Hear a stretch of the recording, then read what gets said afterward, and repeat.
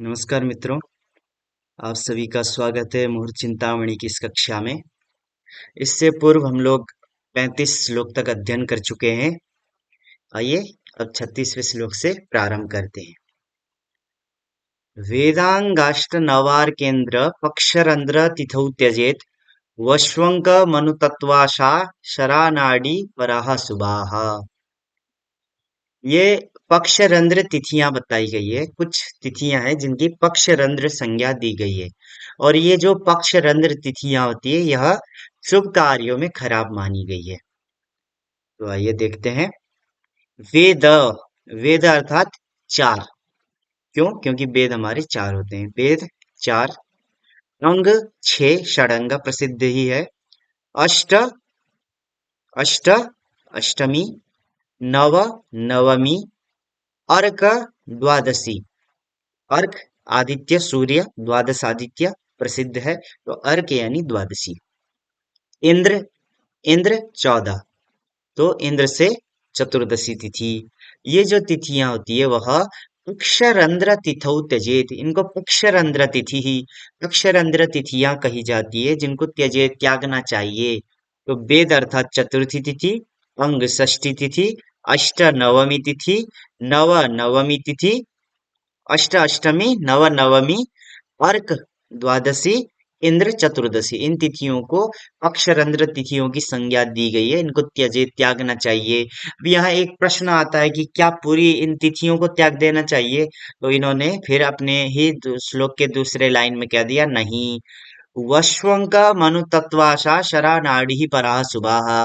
पूरे के पूरे तिथि को त्याग देने से तो गड़बड़ हो जाएगा। तो इन्होंने कहा कि वसु, वसु मतलब आठ, अष्टवसु होते हैं, तो वसु अर्थात आठ।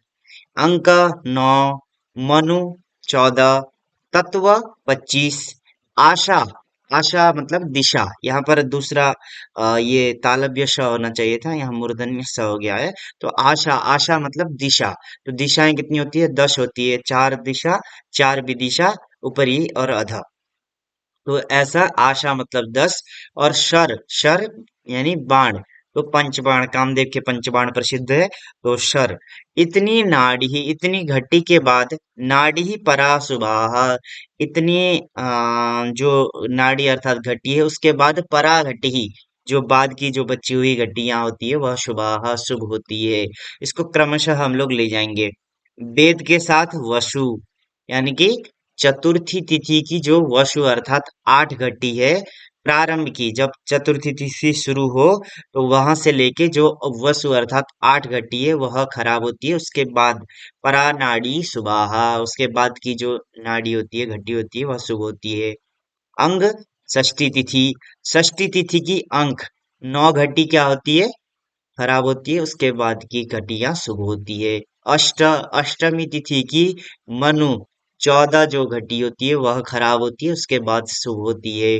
नवमी तिथि की तत्व अर्थात 25, तत्व अर्थात 25, तो नवमी तिथि की जो 25 घटी होती है वह खराब होती है, उसके बाद की शुभ होती है। अर्क द्वादशी तिथि, द्वादशी तिथि की आशा 10 जो घटी होती है वह खराब होती है, उसके बाद की जो घटियां होती है वह शुभ होती है। और इंद्र अर्थात चतुर्दशी, चतुर्दशी तिथि की शर 5 जो घटी होती है वह खराब होती है। और परा नाड़ी ही सुबाह, इसके बाद की जो घटी होती है वह शुभ होती है। यहाँ पर एक बात को ध्यान में रखना चाहिए। यहाँ पर हम लोग जहाँ जिस जिस में भी श्लोक में इतनी इतनी घटी, इतनी इतनी घटी कहते हैं, वहां पर हम लोग 60 घटी का मान लेकर के चलते हैं। कभी हो सकता है इनका मान कुछ कम हो जाए और कभी हो सकता है कुछ ज्यादा हो जाए, तो वहां पर अपने बुद्धि के अनुसार समझ लेना चाहिए। यहाँ पर मध्यम मान जो है वह 60 घटी का मान के लिया गया है। तो आइए आगे देखते हैं। अब दिन में कुछ कुलिक, कालबेला, यमघंट और कंटक ऐसे मुहूर्त होते हैं। तो इनको हम लोग मतलब कैसे जान सकते हैं, तो उसके बारे में बता रहे हैं। कुलिकः कालवेला च यमघंटश्च कंटकः वाराद्विग्ने क्रमान्मन्दे बुधे जीवे कुजेक्षणः। कुलिकः कुलिक, कालवेला, यमघंटा और कंटक, ये चार चीजें होती है। कैसे होती है? तो वारात द्विगुणे, वारात, वराद अर्थात वर्तमान वारात, जो वर्तमान वार है, जिस दिन आपको निकालना है, उस वार के दिन में उस वार से कहाँ तक गिनना है? तो यहाँ पे क्रमशः चार चीजें हैं। जब आपको कुलिक निकालना होगा तो मंदह शनि तक गिनना है। और कालबेला अगर आपको चाहिए तो बुध, बुधे बुध तक गिनना है। और यमघंटस्य जीवे, जीवे यमघंटः, अगर आपको यमघंट जानना है तो बृहस्पति तक गिनना है। और कुजे कंटकः, कुज यानी कि मंगलवार को, अगर मतलब सॉरी, अगर आपको कंटक जानना है तो मंगल तक गिनना है। तो वहां तक कहाँ से गिनना है? तो वर्तमान वार, आज वर्तमान वार से। अब जैसे हम लोग एक एग्जांपल लेते हैं कि हमको कुलिक जानना है, और आज वार है सोमवार। तो सोमवार से वर्तमान वार, आज वर्तमान वार क्या हो गया? सोमवार हो गया। और हम लोगों को क्या जानना है? कुलिक जानना है। तो हम लोग कुलिक जानने के लिए कहाँ तक गिनेंगे? शनि तक गिनेंगे। तो सोम से शनि तक गिनेंगे। सोमवार एक, मंगलवार दो, बुधवार तीन, बृहस्पतिवार चार, शुक्रवार पांच, शनिवार छह। तो कितना संख्या आया? छह आया। अब छह को द्विघ्ने, दो से घ्न करेंगे, यानी कि दो से गुणन कर देंगे। तो छह को दो से गुणन करेंगे, कितना होगा? छह दुने 12। तो आज का जो 12वां मुहूर्त होगा वो क्या हो जाएगा? कुलिक, कुलिक मुहूर्त हो जाएगा। उसके बाद आज सोमवार है, हम लोगों को देखना है कि काल बेला कब होगा। तो काल बेला निकालने के लिए हम लोग क्या करेंगे? सोम से बुध तक गिनते हुए जाएंगे। तो सोम, मंगल, बुध, तीन हुआ। तो तीन को हम लोग क्या करेंगे? छह से गुणन करेंगे। तो कितना हो गया? छह। तो छठवा क्या हो जाएगा? काल बेला हो जाएगा। उसके बाद यमघंट जानना है तो हम लोग कहाँ तक जाएंगे? जीव तक, अर्थात बृहस्पति तक हम लोग गिनते हुए जाएंगे। अब बृहस्पति तक गिनते हुए जाना है। सोम, मंगल, बुध, बृहस्पति।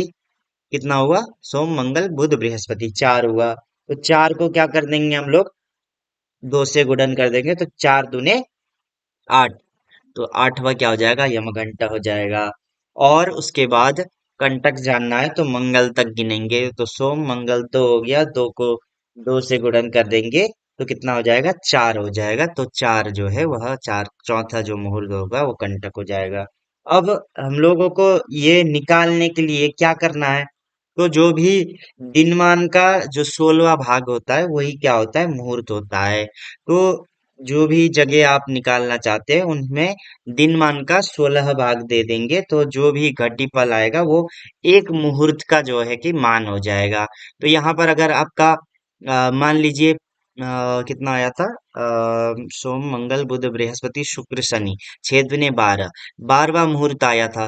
तो एक मुहूर्त का मान आ जाएगा घटिपल में, तो उसको 12 तक जोड़ते जाइए। तो 12वें में जितना आएगा उसमें क्या हो जाएगा? कुलिक हो जाएगा। ऐसे इसको जानना चाहिए। यहाँ पर मैंने एक एग्जाम्पल दिया हुआ है। मान लीजिए रविवार है आज, रविवार के दिन आपको कुलिक निकालना है। तो रविवार से शनि तक गिने तो सात दूने 14, जो 14वां मुहूर्त हुआ वो कुलिक हो गया। आपको काल बेला निकालना है तो रविवार से बुध तक गिने तो चार आया, चार दूने आठ, आठवां जो मुहूर्त हो गया वो काल बेला हो गया। अब आपको यमघंट निकालना है तो बृहस्पति तक गिनेंगे। तो बृहस्पति तक गिनेंगे तो पांच हो जाएगा, पांच दूने 10, 10वां मुहूर्त क्या हो जाएगा? यमघंट हो जाएगा। और तीन दूने 6, छठवां मुहूर्त क्या हो जाएगा? कंटक हो जाएगा। तो जो भी दिनमान होगा उसको 16 से भाग देना है। तो 16 से भाग देने के बाद एक घटी, एक जो मुहूर्त है उसका मान आ जाएगा घटी में। फिर उसको हम लोग जोड़ते हुए जाएंगे तो 14 जो आएगा वो कुलिक हो जाएगा, आठवां जो आएगा वो कालबेला होगा, 10वां जो आएगा वो यमघंटा हो जाएगा, और छठवां जो होगा वो कंटक होगा। नॉर्मली लगभग दो घटी का अ, जो है वो मुहूर्त माना जाता है। आइए आगे देखते हैं। अब इसी में कुछ चीजें बताई गई है कि इसमें श्लोक के हिसाब से भी बता दिया है। इस के अंतर्गत भी ये सब चीजें एक बार फिर से भी आती है और कुछ नई चीजें भी आती है, तो उसको देखते हैं। सूर्ये षट्स्वर नागदिङ् मनुमिताश्चन्द्रेद्धि षट्कुञ्जराङ्कारका विश्वपुरन्दरा क्षितिसुते द्वयब्द्यग्नितर्गो दिशः सौम्ये द्वयब्दिगजाङ्कदिङ् मनुमिता जीवे द्विषड्भास्करा शक्राख्यास्थितयः कलाश्च भृगुजे वेदेषु तर्कग्रहाः दिग्भास्करा मनुमिताश्च सनौ शशी द्वि नागादिशो भवदिवाकर संमिताश्च दुष्टक्षणः कुलिककण्टककालवेलाः स्युश्चारयामि अवघण्टगताः कलांशाः। अब ये जो मुहूर्त है वो फिर से बता रहे हैं कि कौन कौन से मुहूर्त जो है वह कैसे कैसे होते हैं।